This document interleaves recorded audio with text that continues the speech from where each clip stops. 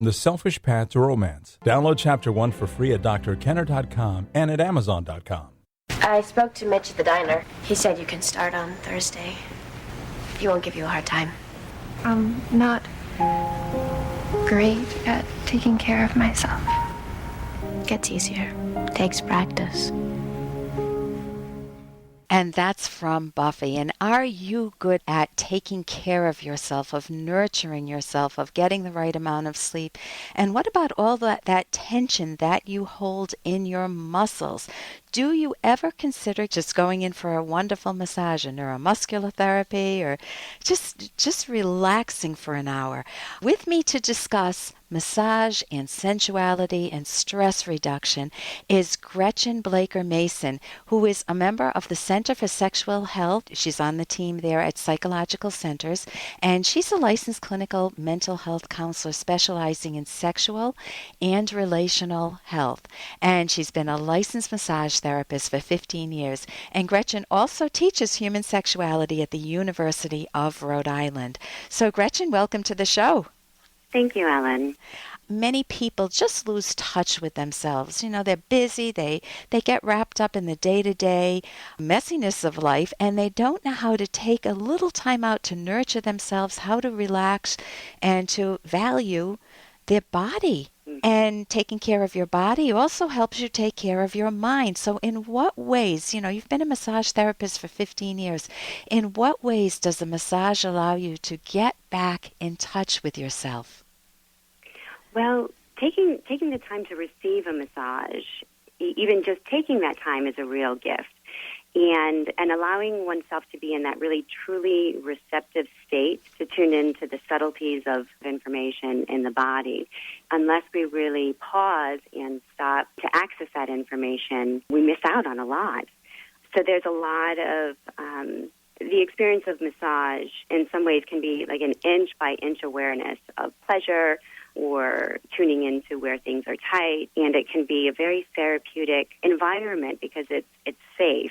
It's a safe environment to let go. So it's really a gift to yourself. It's like you're learning about a different aspect of yourself. I do something very similar. It's the Alexander technique, and I also go for massage therapy. And once with the Alexander technique, I was wondering why my face, you know, how do you release tension in your face? You know, so much of us, we carry it there.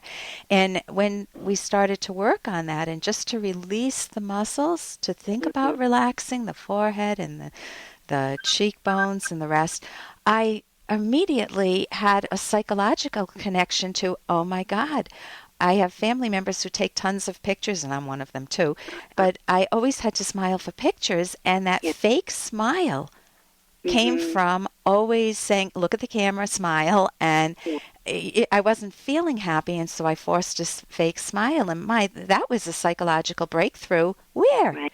Through something like massage. So interesting. Yeah, it was very, very, and I've heard that, and you must see it if you've been doing this for 15 years, that you hit a certain part of the body where people are holding a lot of tension, and it's not just muscular tension, honey. No, it's not. No, there's really, our emotions and memories are in our muscles. Yeah, not literally, but that's what we've held them that way. Right. Well, even there are neurochemicals that they're released in the brain, but they flow throughout the body. Right. And there are receptors. The most dense receptors are around the abdominal area. So sometimes if we're nervous or excited, or or we get a gut feeling, that we have kind of terminology to describe the sensation around our belly. And the field of psychoneuroimmunology has provided information and understanding about how we're integrated and how everything is really connected. So if we think about, identifying ourselves as kind of, just being in our brains, and we kind of miss out on tuning into that information in the rest of ourselves. Right, and people see that. I mean, in therapy, when somebody hits a really important, really deep down topics. Sometimes the leg shakes a mile a minute, and it wasn't, a moment before they were talking about that. And so our bodies do speak to us, and we need to learn how to listen to them. I'm wondering, as a massage therapist, how do you create a relaxing environment? Well, safety is number one. That's priority, because there's really no letting go or relaxation without safety. So that would start with a conversation, with a client about their needs, and really being attuned and responsive to what a client is needing.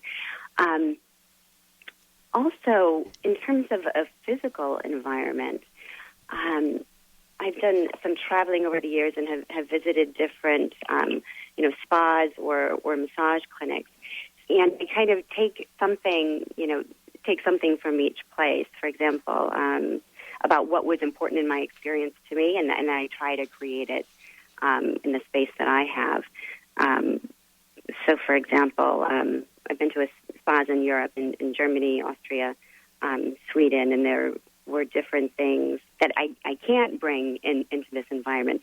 For example, in Germany, what I remember about that experience is that the spa was...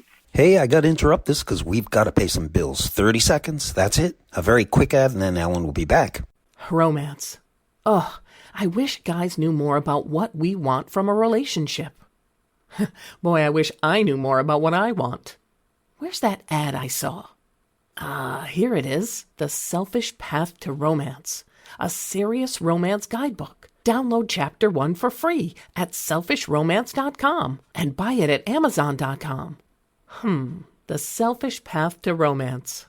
That is interesting. Well, for example, in Germany, what I remember about that experience is that the spa was... it wasn't just an hour or two, it was a half-day experience.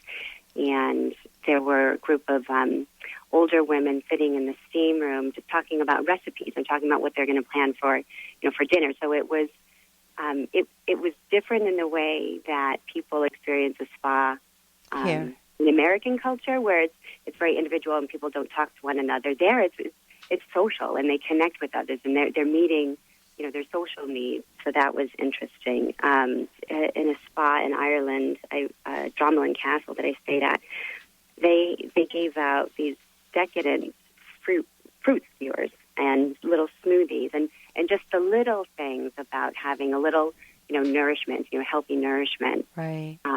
Can help you relax. So how could someone use the same methods at home, creating a relaxing environment to reduce their own stress, some small steps? Sure.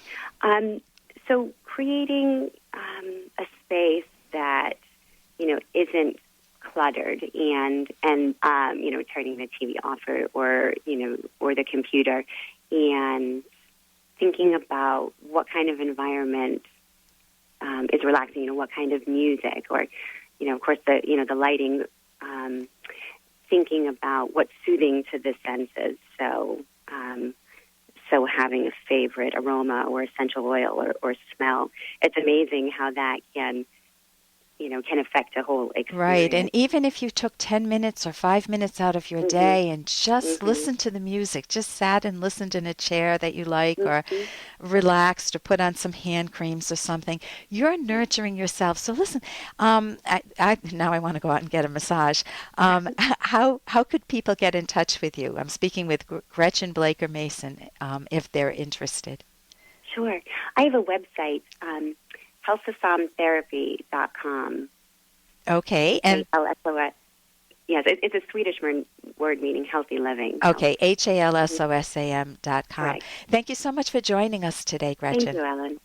And I think that is so fascinating to be able to go to spas around the world, in Germany and in Ireland, and just to see how other cultures, other countries treat sensuality or just focusing on the body. How do you nurture yourself? And for any of you listening, ask yourself today, what could I give myself? What could I do?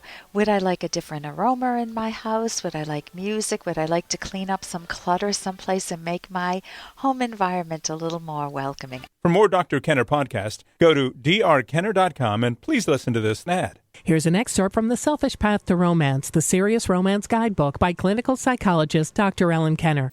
To be told by your romantic partner what it is about you that they adore offers an irreplaceable value when it mirrors your self-image. Notice that you can't get visibility by being with someone whose character is fundamentally different from your own. A coworker you despise. A date with whom you have nothing in common. Such a person's way of coming at the world is alien to your own. You will not feel an affinity for them or experience a reflection of yourself, and you certainly won't feel any romantic attraction. To act as your mirror, another person must share important values. It is no accident that one of the most painful complaints you can make about your partner is, he or she makes me feel invisible, unimportant, like I don't exist. You can download Chapter 1 for free by going to drkenner.com, and you can buy the book at amazon.com.